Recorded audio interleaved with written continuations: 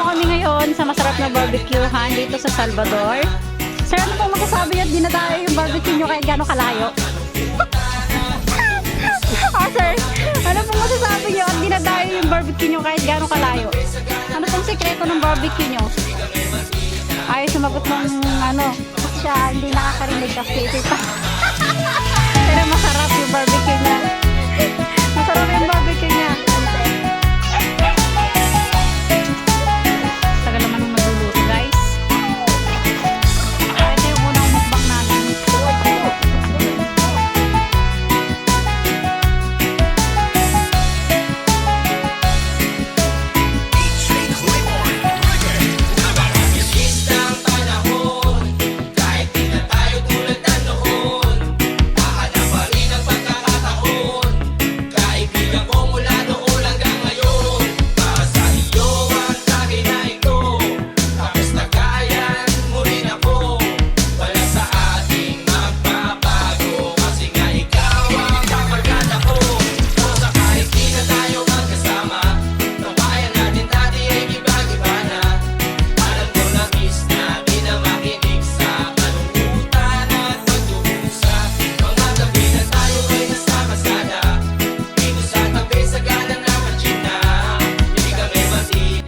Shit, mga ambon na.